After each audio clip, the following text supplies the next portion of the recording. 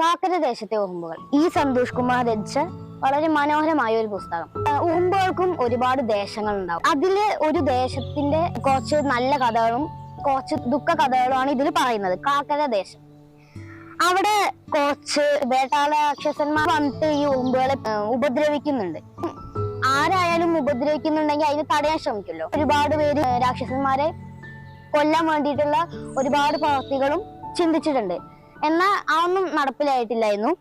അവസാനം 3 ഉറുമ്പുകൾ ചേർന്നിട്ട് ഈ രാക്ഷസന്മാരെ തടയാനുള്ള മരുന്നായിട്ട് എത്തുന്നുണ്ട്.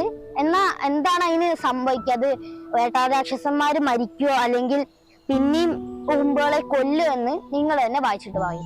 ഒരു ഫാന്റസി. നമ്മൾ വിചാരിക്കില്ലല്ലോ ഇപ്പോൾ ഒരു ഉറുമ്പുകൾക്കും ഇതേപോലെ ദേശം ഉണ്ടോ. നമ്മളിപ്പോ അവിടെയും ഇവിടെയും ഉറുമ്പുകൾ ഇങ്ങനെ നടക്കണ കാണുന്നു. അവർക്കൊരു ദേശം ഉണ്ടെങ്കിൽ എങ്ങനെയായിരിക്കും? ആ ഒരു മൈൻഡിലാണ് ഈ സന്തോഷ് കുമാർ ഈ പുസ്തകം രചിച്ചിരിക്കുന്നത്.